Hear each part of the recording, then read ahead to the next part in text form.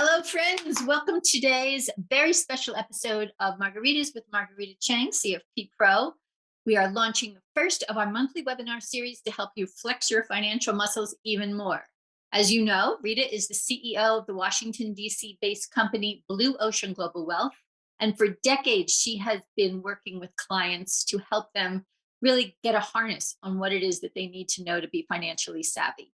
Today's first webinar is the foundation of that: planning for Social Security and making the most of it. I'm Hope Katz-Gibbs, producer of Rita's show on the Incandescent Radio Network and Incandescent TV, and I know that I am going to learn as much today as you are. So take it away, Miss Rita. Well, thank you so much, Hope. I'm so excited to be here for our first webinar. It is a topic that is truly near and dear to my heart. I know I say that a lot about topics, but Social Security is really the foundation of retirement security. So let's get to it. So, understanding your Social Security benefits. This is actually one of my favorite quotes, and it's by Theodore Roosevelt. In any moment of decision, the best thing you can do is the right thing. The next best thing you can do is the wrong thing. And the worst thing that you can do is nothing. Now, what does this have to do with Social Security and financial planning? Everything. So, you are going to learn something today.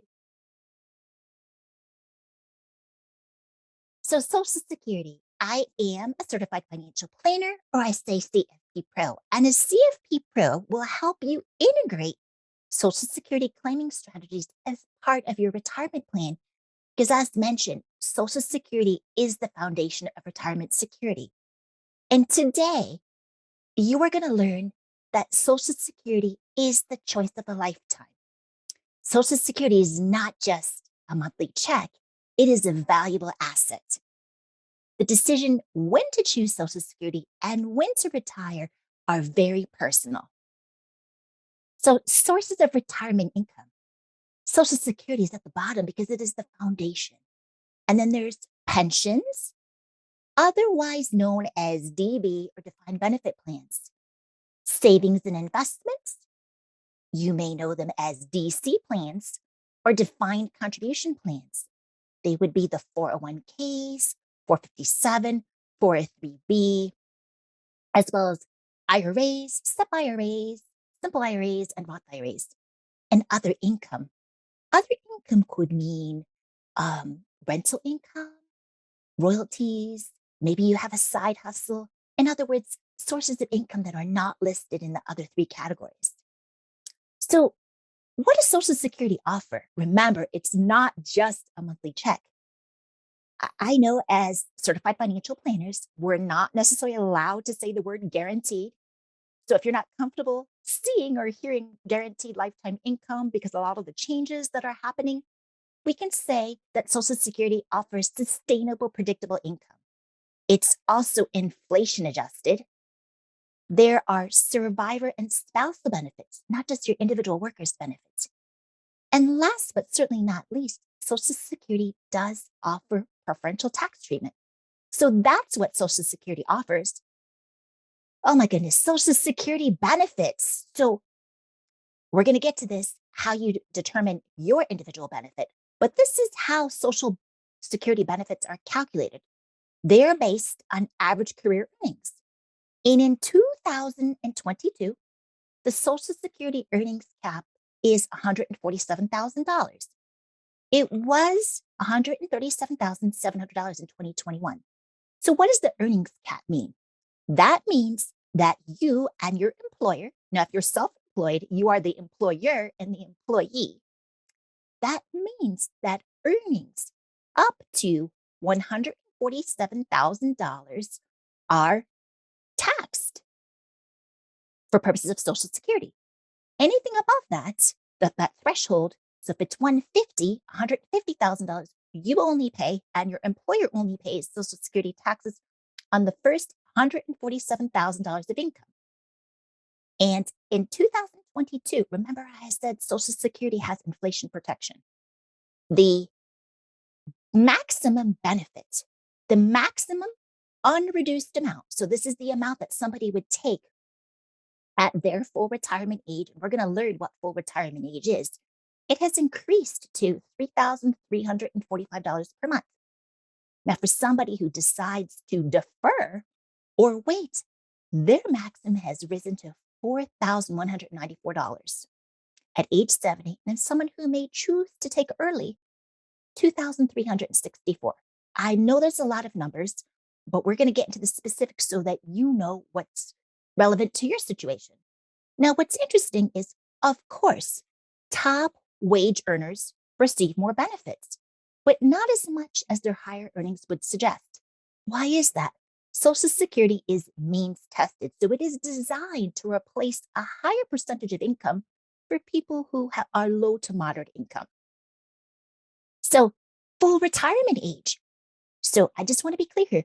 People can start to receive Social Security as early as age 62. But remember, just because you can start to receive it doesn't mean you should. You can wait until age 70. So, when is your full retirement age? And full retirement age refers to the age at which you can start to receive Social Security benefit, your unreduced benefit.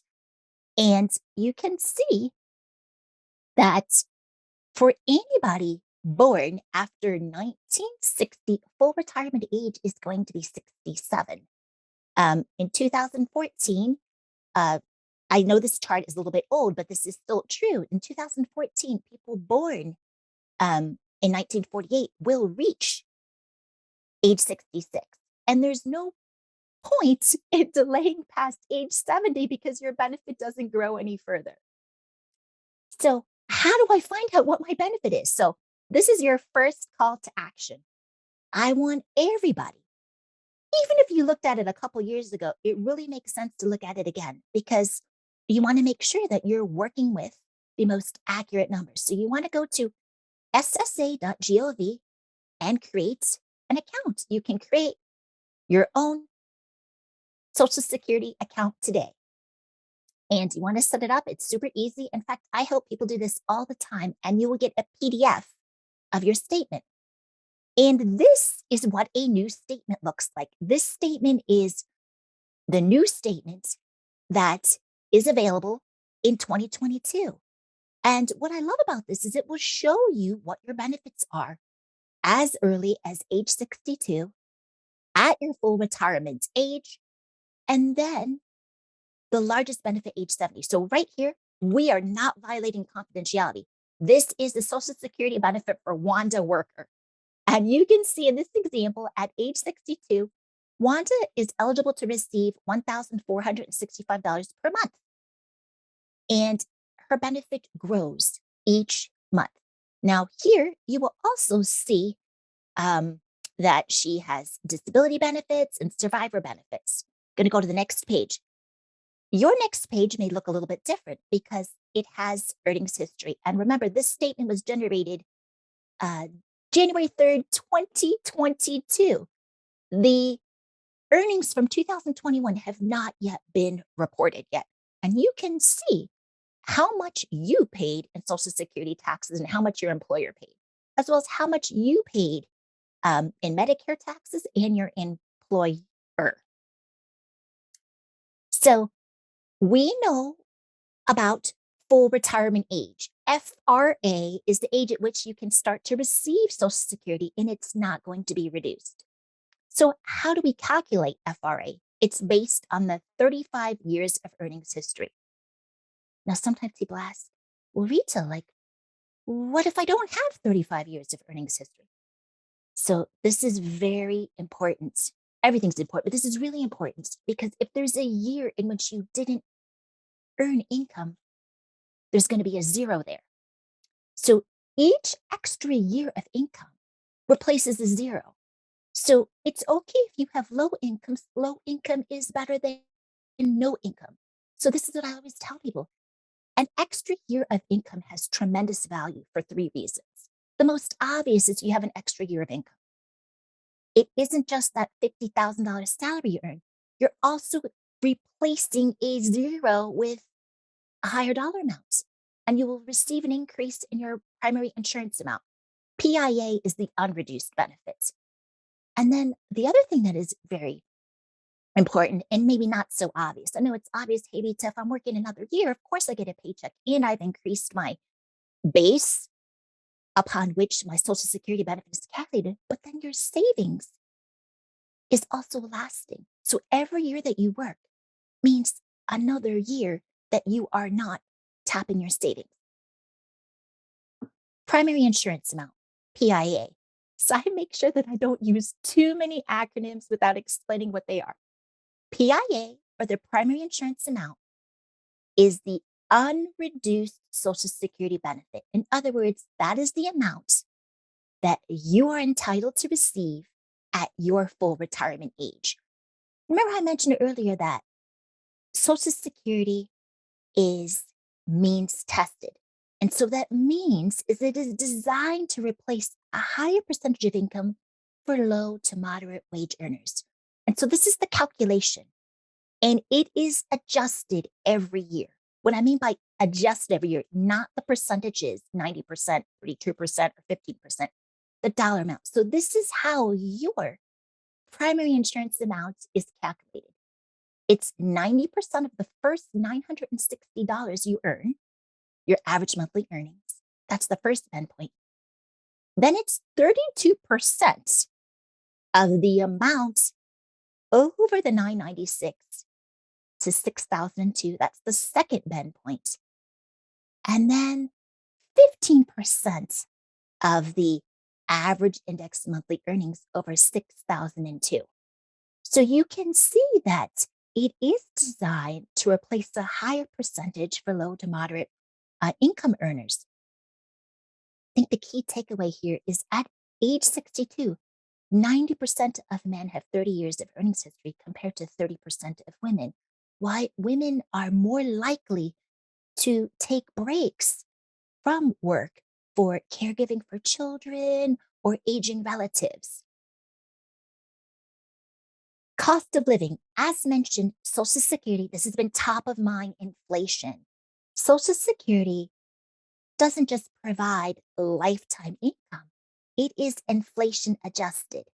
And people always ask me, well, how's that calculated? So every year, so sometime in the end of the third quarter, the beginning of the fourth quarter, the COLA is announced.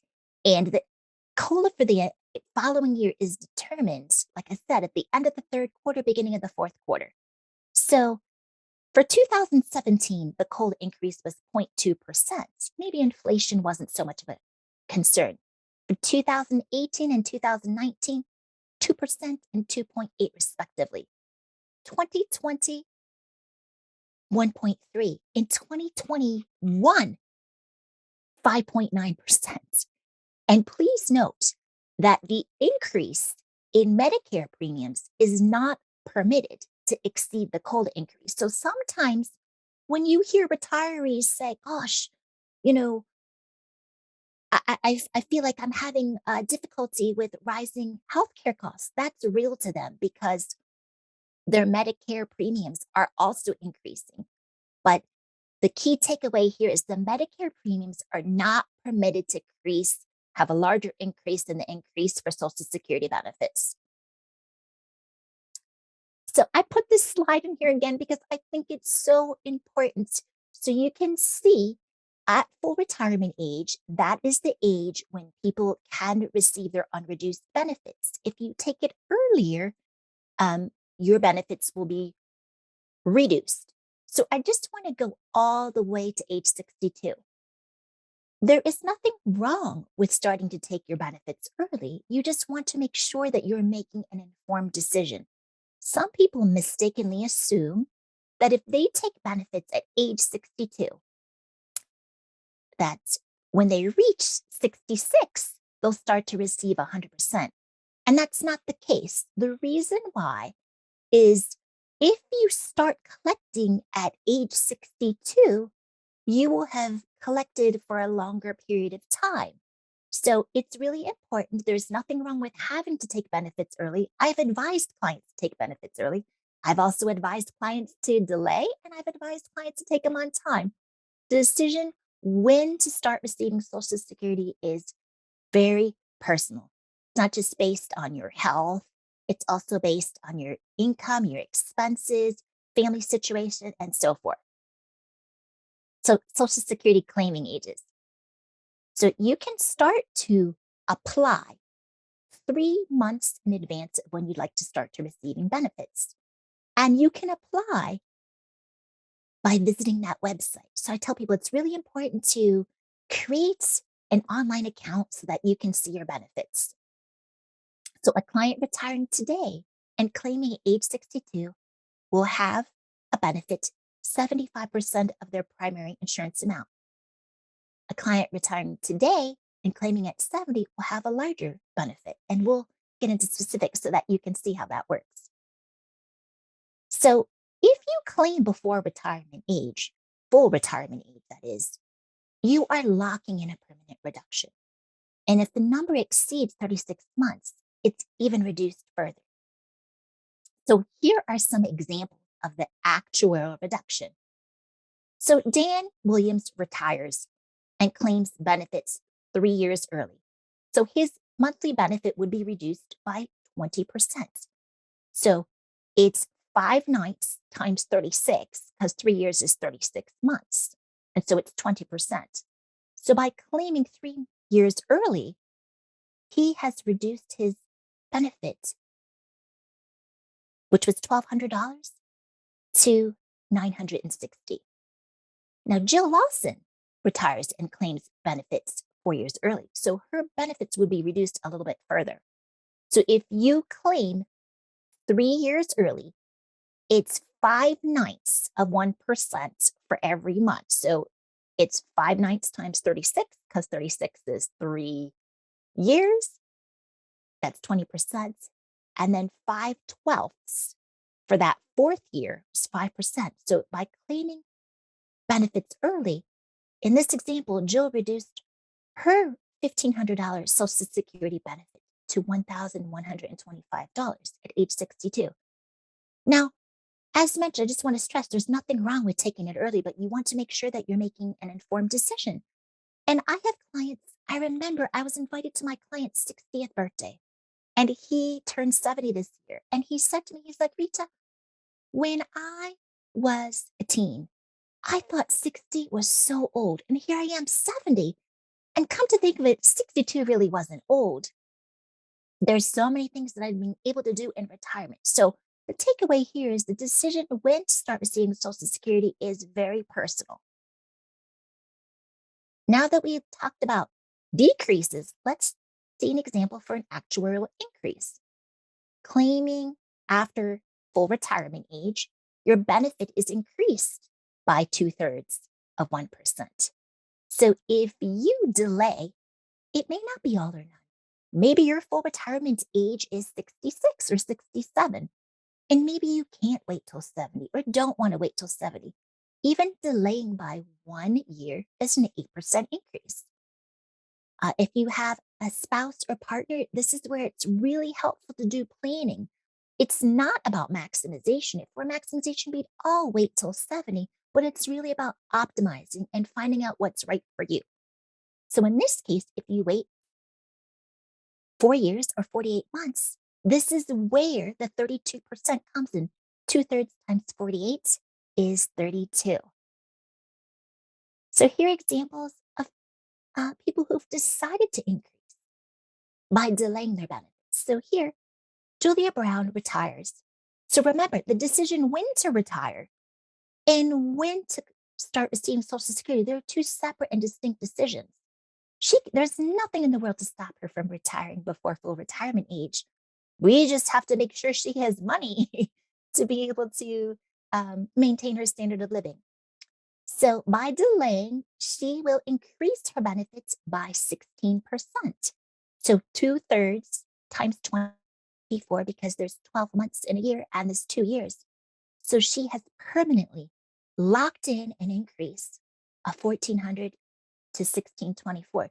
Now you may be saying, oh my gosh, $224, that's not really a lot of money. But think about this.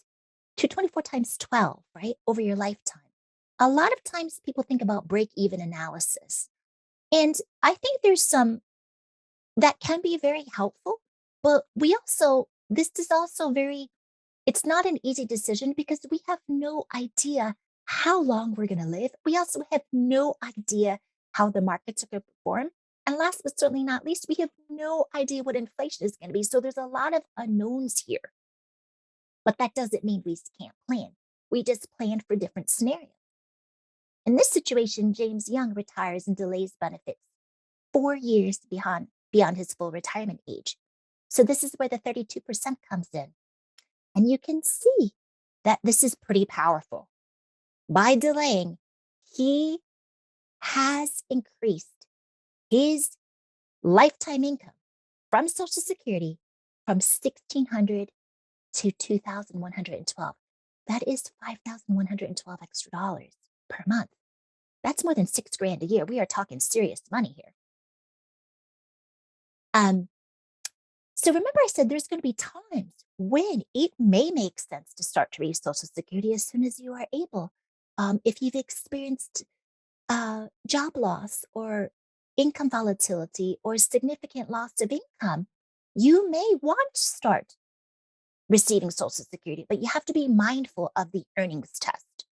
Earnings test means that if you start to receive Social Security prior to your full retirement age, you need to make sure that your earnings does not exceed $19,560. This amount goes up every year. I mean, I remember it wasn't that long ago when it was $15,000. And so what that means, earnings means W-2 earnings. And also it does not include pension income, interest, or dividends. It means like earned income from W-2, or even if you are an independent contractor or consultant. At full retirement age, though, you can earn up to $51,960. And then after full retirement age, there is no earnings limit. So what I wanted to talk to you here about is people ask me like, what happens? I'm looking here and it says $1 of benefits withheld for every $2 in earnings above the limit. And then at full retirement age, $1 withheld for every $3. Where's that money going? This is what's called forced suspension because you have earned more than the earnings limit. It's not voluntary suspension, it's forced suspension, and you will get that money back. But Social Security Administration will recognize that you earned beyond that limit and your Social Security benefits will put forced suspension. That just means that you'll get more later. So I wanted to make sure when people see withholding, they're like, where's my money going? One of the bullet points I listed is Social Security does have preferential tax treatment. So that your taxation of Social Security depends on your provisional income. And this provisional income is adjusted every couple of years. It's not necessarily every year. It's held constant for the past couple of years. And I want to clarify something. Hope when I talked about this before. When people see that for somebody single who has provisional income between $24,000 and $34,000, they see 50% taxable. They panic. They're like, oh my gosh, that means I have to pay 50% taxes on my Social Security. No, that just means up to 50% of your Social Security benefit could be taxable. It does not mean it's taxed at 50%. So if we go down to the chart and see married filing jointly, if your provisional income is above 44,000, does not mean you pay 85% on your Social Security. It means that up to 85% of your benefit could be taxable, up to. And your provisional income is determined by your pension income, income from investments, income from savings, income from municipal bonds, income from required minimum distribution. So your provisional income may change year to year. So it's really important that you pay attention and work with someone who can help you plan so that you're not unpleasantly surprised. Deemed filing rules. So there have been rules. There have been some changes to Social Security, and I want to explain what the deemed filing rules. In the past, people could file restricted or suspend their benefits. Those strategies are no longer available. And the reason why is right now we are dealing with what is called the deemed filing rule. And that means when individuals file a claim for Social Security benefits, they can no longer specify which benefit they want. In the past, people would say, well, I want to restrict my benefits, but allow my spouse to collect on my benefits.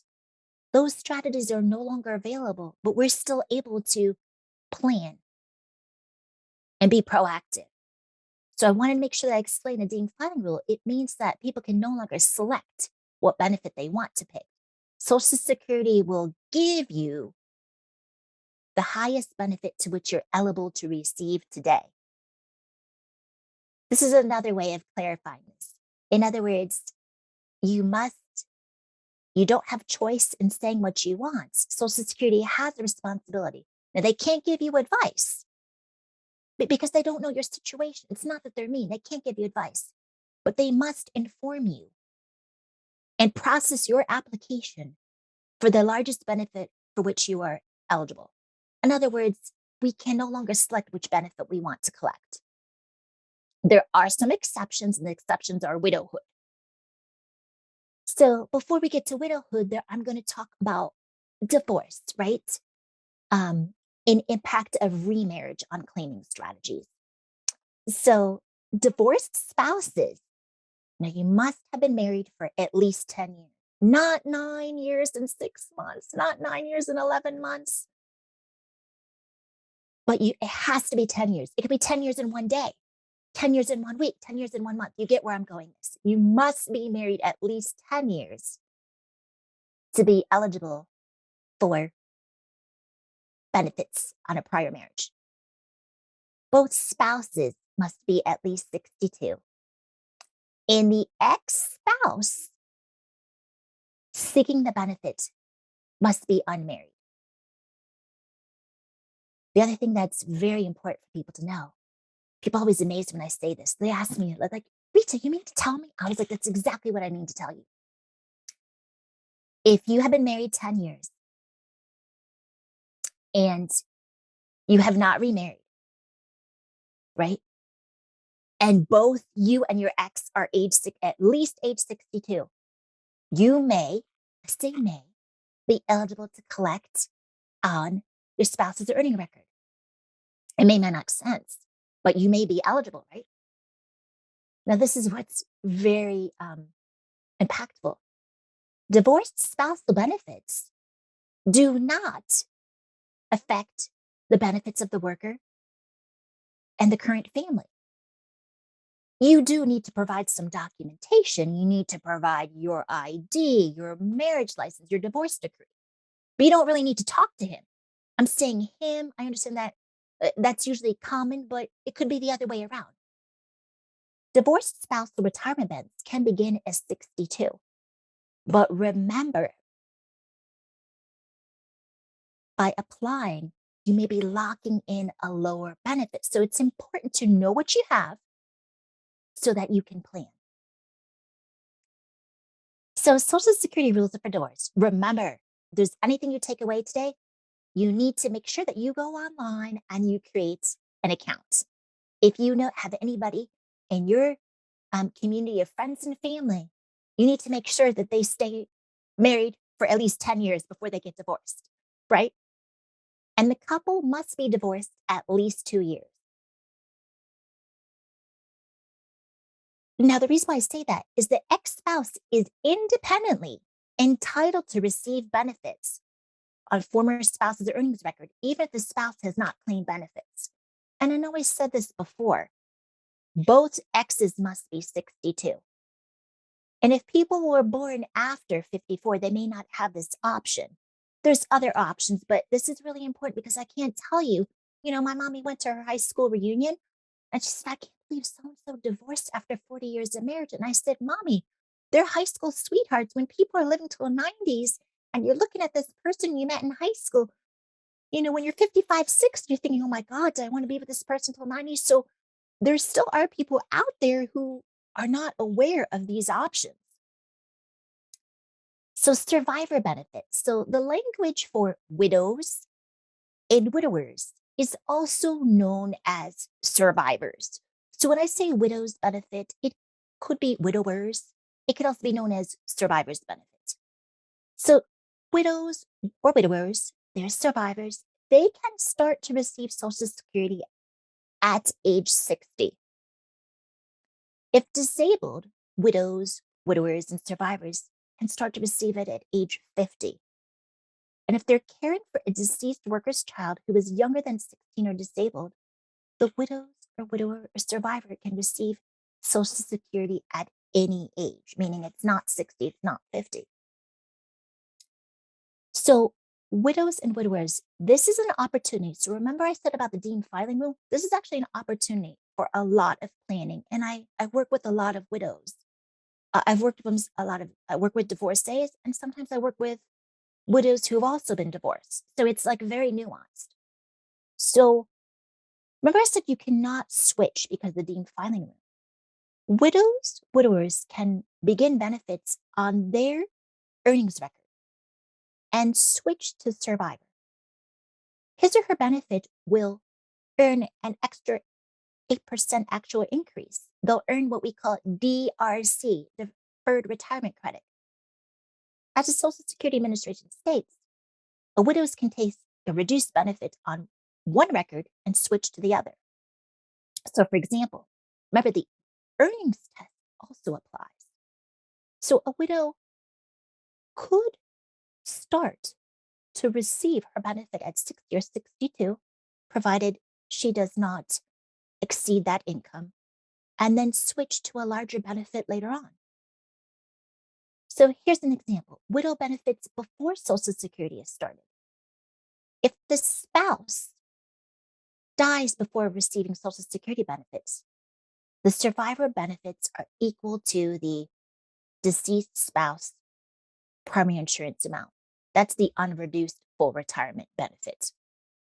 If the worker dies prior to attaining the primary insurance amount, meaning they never collected, the amount at FIR may be a little bit less than what you saw on the statement because they didn't work to get to that point. It's not so different, but if, for example, if you thought that the benefit was $2,216 and it was $2,146, that explains a little bit of differential because the deceased worker did not work enough to get that full benefit.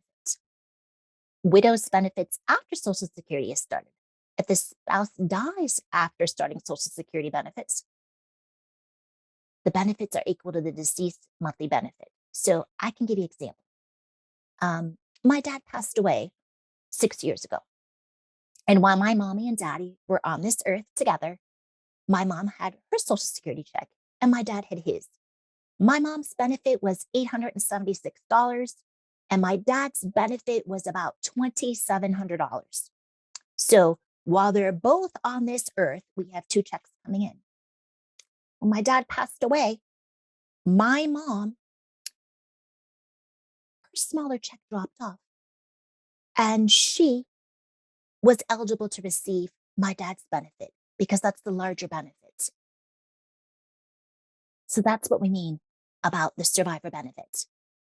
So guidelines. So remember I told you guidelines about divorcees. The most important thing is they need to be married at least 10 years, not 9 years and 11 months. It could be 10 years and 1 month. Survivor benefits. For couples with one spouse as the primary earner, the higher earning spouse should delay benefits until age 70. The reason why is, remember, we learned that Social Security offers lifetime income, inflation adjusted income, and also survivor benefits. So my dad actually did this. My parents are 14 years apart. My dad retired at age 60, started receiving a pension at age 60, but he worked as an IT consultant for about 12 years. He started to receive Social Security at age 70. At that time, my mom was 56, too young for Social Security. But the reason why my daddy did that is to lock in the largest benefit to protect mommy. And so, coupled with large age differences, the older spouse, it could be a man, it could be a woman. It's just the one who's older should delay benefits. And if one spouse has a shorter life expectancy, it may make sense to have that spouse collect benefits. Well, this is where Social Security becomes very nuanced. The other thing is, I did share that my dad delayed his benefits. This is a true story. He was so excited when my mommy turned 65 because that's when she'd be eligible for Medicare. My dad was so excited thinking about how much money he would save not having to pay so much for supplemental insurance. So then when my mom became eligible for Medicare, my dad is a little bit proactive. One could say he's a little bit controlled. He started to create an online Social Security account for my mom. And he's like, honey, you need to apply. My mom's like, no, why would I want to do that? He's like, but you can get $600 a month. She's like, nope, I'm waiting. It doesn't make sense for me to collect now because I'm either going to take 50% of your benefits or I am going to wait till my full retirement age. I'm not collecting now. So here are some questions, and there's a lot of moving parts. People ask me this. So, can I collect survivor benefits if my ex spouse dies? And the answer is yes. You would be entitled to the same survivor benefits as if you were still married, assuming the following: your marriage lasted 10 years, you are currently single, and you waited until age 60 or later to remarry. Now, somehow I did not want to type in red, so I chose purple. I love purple. Very important. Even if your ex remarries, provided your marriage lasted 10 years, you are currently single, and you waited until age 60 to remarry, your benefits will not affect the benefits of the ex-spouse's new family, and it's not going to reduce your benefits. So I put that in purple because I thought it was so important. Another question: I am currently receiving Social Security benefits on my late ex-husband's earning history and plan to remarry. What would happen? So we learned that if you're going to be divorced, you've got to wait how many years? 10 years. And if you're going to remarry, you can remarry, but wait until you're 60 to remarry so you can keep your survivor benefits. Now, you can receive either spousal benefits, but you can't receive both. So as we wind down the presentation, I just wanted to remind you that a CFP Pro can help you integrate Social Security as part of your retirement income. Social Security is the choice of a lifetime. It is a valuable asset, not just a monthly check. And visit ssa.gov to create an account and check your benefit.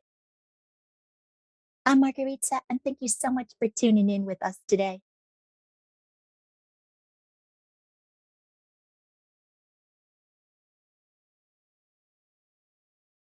Thank you so much, Rita. That was perfect, amazing, and very, very informative.